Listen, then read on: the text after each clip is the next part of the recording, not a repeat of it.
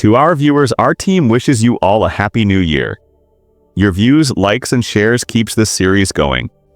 Today on Midnight Secretary, Kaya discovers her boss's true identity by accident. What will he do to her? The next morning, Kaya is at her desk waiting for the director to arrive. Mr. Tohma exits the elevator with a swift pace, giving her little time to welcome him. Mr. Tohma hurriedly got ready to go for a meeting. He gets into his office and takes a seat. Kaya hurries to his side, handing him a printed guidebook. "This is the agenda for today," she says with a polite smile that he responds to with a shrug look as he glances at the pile of neatly stacked paper. "Are these done?" he asks with a tone of amusement. She responds with an almost immediate, "Yes, sir." Mr. Tohma then proceeded to give various tasks for her to complete in the office. "Pick something out and have it delivered here." Kaya went about the various tasks very fast and efficiently too, not minding the awful workload. The day was drawing to a close, so Mr. Tohma announced his departure from the office. "I'm going out," he says in a calm manner. "I will be returning to the office later, but if you're done, go home." He instructs her, hoping she will do as he says, but she quickly reminds him of his upcoming meeting at 6 o'clock. The director is a busy man. He comes into the office in the evening. Even after dealing with company business all day, she thinks to herself, new appointments pop up every day, and I'm still constantly adjusting his schedule, and he still manages to fit in time for his lady friends. I guess he is handsome, but what do they see in him? She briefly gets distracted by two ladies in the background whispering. "It's the managing director." To which the other lady responds, "We're so lucky he hardly ever comes over here." Both blush sheepishly, obviously really excited to be in his presence. The scene then shifts to the conversation between the director and his secretary. "It is unusual for a random pick to go over so well, so how did you do it?" He asked with a side glance that hinted at suspicion because he deliberately gave her no hints as to what that person in particular will cherish.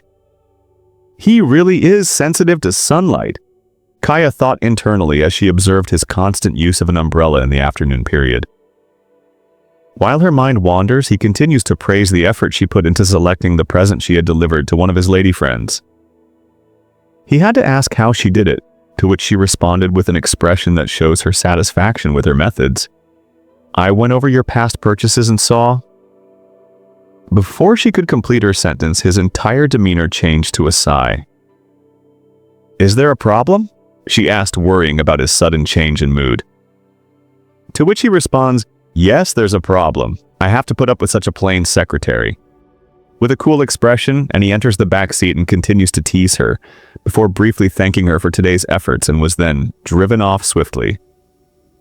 Later that day, Mr. Tohma and Kaya moved through the hallway. Lady at the receptionist in search of someone turned around and recognized him immediately. "Were you with another woman? Why wouldn't you see me? Where have you been?" she said desperately as she held onto his suit, demanding immediate response.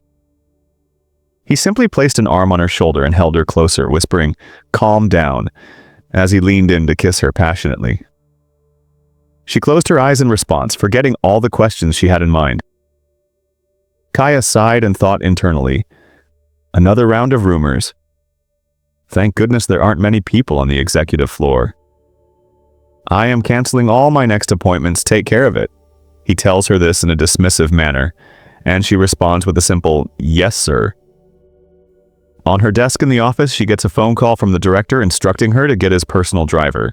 She gets up from her desk and sees her boss still in a passionate embrace with the lady from earlier. What's the matter with her? She might as well have shouted, "Oh, we just had sex!" She could barely stand. This is an office. Kaya stood thinking to herself with both fists clenched outside the closed elevator.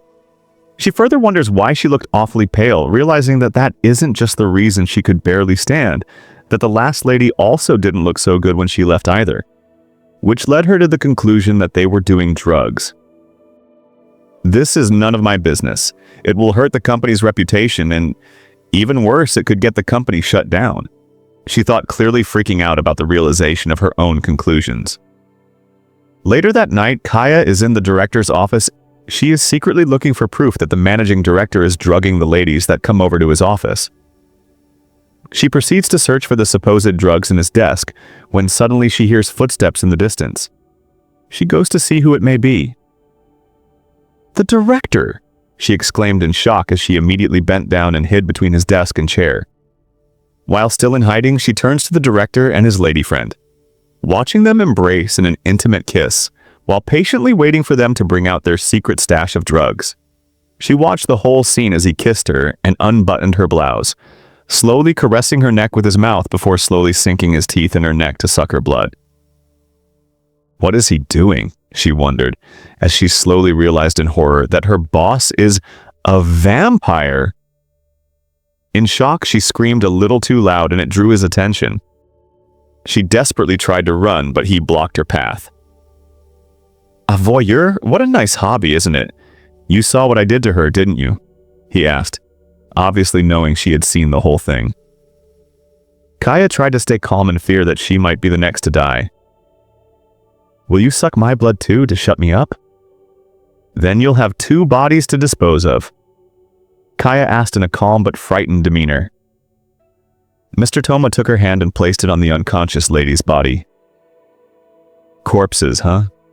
There are no corpses, not even one." He says to reassure her that the lady is still alive.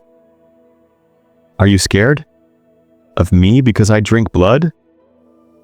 When I caress her and heighten her pleasure, her blood becomes like fine wine and she's only aware of my caresses and doesn't notice that I'm drinking her blood. When I bite into her neck, all she feels is ecstasy.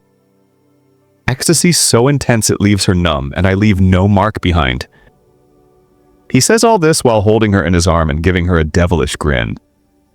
He then offers her a renewed opportunity to work for him, now that she knows he is a vampire. She tries to refuse, but he threatens her with firing her mother and adding fake charges. He then proceeds to promise her bonuses for the extra hours. "You are an excellent secretary," he added in a nonchalant expression. "Why would you do all that for me?" she asked, puzzled by his interest to help her out. "Your work over the past 10 days has been impeccable," he says, looking in the distance, and then reassures her that he wouldn't be drinking her blood, adding with a tease that he only drank blood from the finest women. I hope you enjoyed diving into the world of Midnight Secretary.